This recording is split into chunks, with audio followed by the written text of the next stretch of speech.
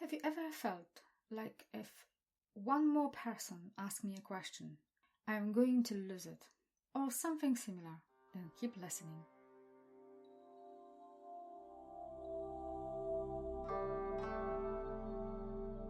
Welcome to my podcast, You Can Be Unstoppable. My name is Ewelina Szczeblewska, and I am super grateful to be able to bring to you episode number 18.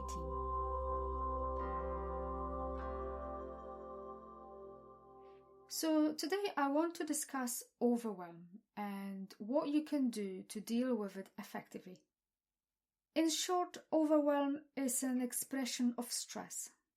It is a deep mental and emotional response, even a strain to numerous thoughts, experiences, and challenging or even demanding circumstances.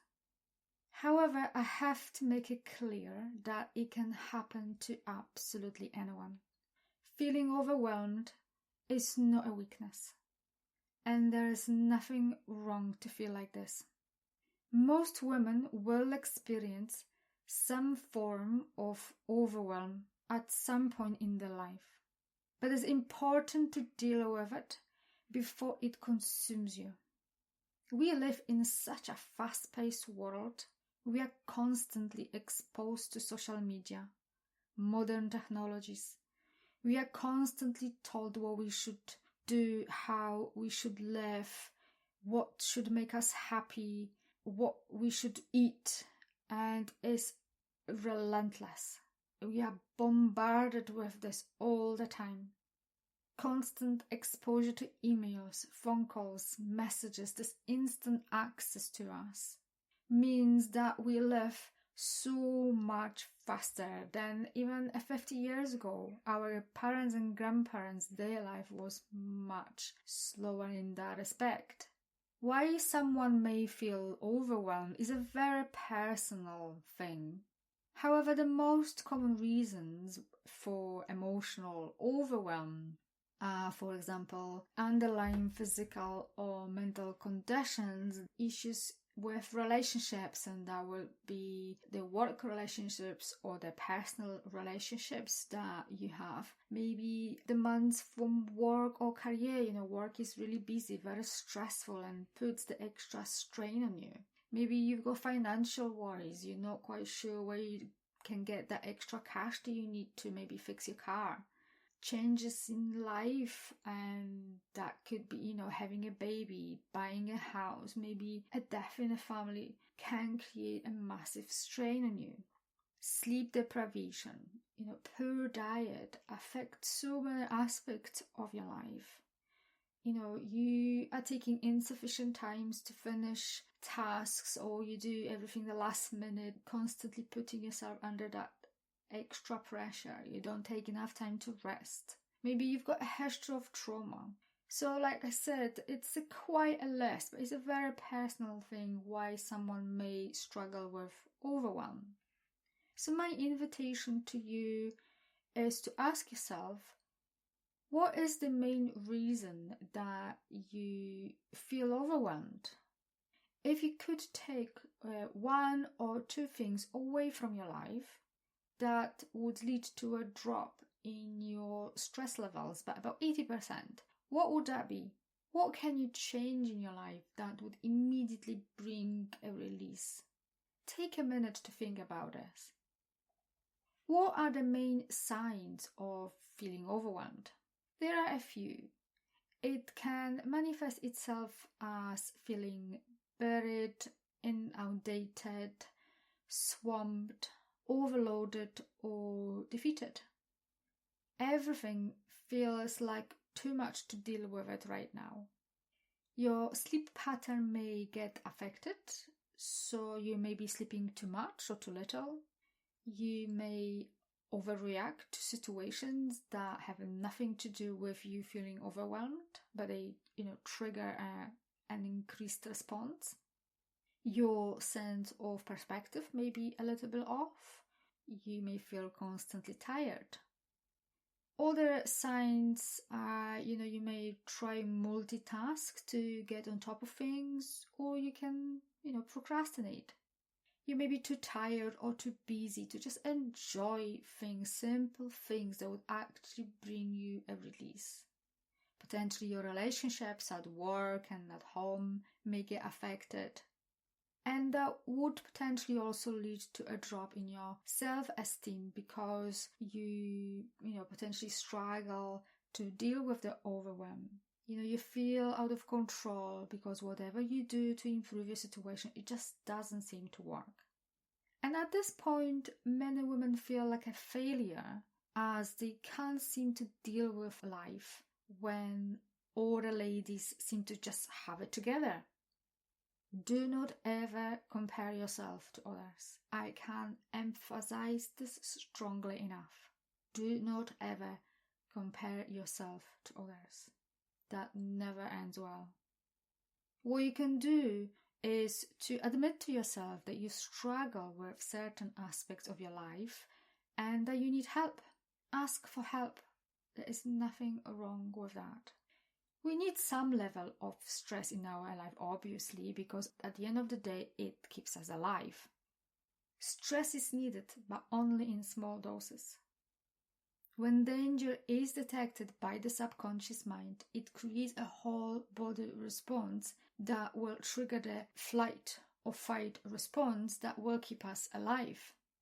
But we don't need to be triggered by boss at work, or the commute to work, or by kids not getting ready to school on time. Being chronically overwhelmed or stressed has a significant impact on your life. It will impact your cognitive functioning. Your thinking will get so much slower. Your productivity will slump. So please do take care of yourself. One of the risks of overwhelm is actually that potentially you live with it for many years, not even realizing that you struggle with being overwhelmed. And one day a significant event might trigger a momentous emotional response that will tip you over the edge because your resources were slowly depleted over the years and you were not even aware of this. But there are several actions that you can take to prevent and stop from feeling overwhelmed. One of the things that you can do is accept how you feel. Battling with emotions will only make you feel worse. Just ride that wave. Go with the flow and change the thought pattern that leads to overwhelm. Negative and unhelpful thoughts will lead to depression and anxiety. You are thinking your life into existence. Everything starts from a thought. When you have a mile-long list to do, thoughts like, I will never get this done, will just paralyze you and move you even further away from the solution or taking action. Instead, ask yourself, where is this negative thinking taking me? How is that inaccurate? So a more positive thought would be, well, I've got a lot to do and I may not finish all today, but I will work on it till I will get it done. Stop living in the future is my tip number 2. Your overwhelm grows as you think about all the things that you need to do, that never-ending to-do list. You fear that you won't be able to do it, and that will lead to you disappointing a number of people that are counting on you.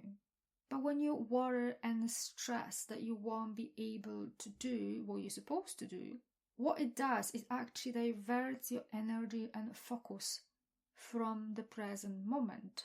And this affects your ability to get on with stuff. So rather than focusing on dealing with the things, you are worrying about the fact that you may not be able to finish it. It may sound simple, but when you notice that your monkey mind has taken over, you have the power to gain control and bring your mind back to present moment. Practice being present. Next tip is set boundaries on your precious time and workload. Set the time when you work, time for pleasure and time for rest, and stick to it. Learn how to say no to extra workload that will escalate your overwhelm. You need time to regenerate your mental energy. You can't continue to give it from empty. You have to take care of yourself first. Change your multitasking mindset and learn how to prioritize. Not everything has to be done right now. Choose to do the most important tasks first and delegate or outsource anything that can be delegated or outsourced. Challenge your perfectionism. You don't have to be perfect to take action. Perfectionism can make your workload much bigger. It can lead to procrastination and psychological stress. No one is perfect. Accept that things don't have to be done 110% perfect. Most of the time, 80% is just fine. Focus on the now. Enjoy the present. Leave the past in the past. Don't worry about the future. Practice awareness and be in a present moment. That will help you to accept that you can only do so much. Drop the judgment. Bring awareness to the present moment and stop judging yourself that you are not a superhero. You are only a human. Sometimes we are the worst critics of ourselves. As I said a minute ago, no one is perfect, so stop judging yourself.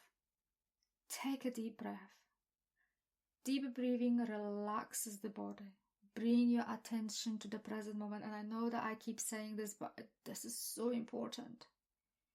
Deep breathing relaxes all the muscles. And take a moment to yourself. My next tip is take a break. Do something that you enjoy, like a walk or reading a book.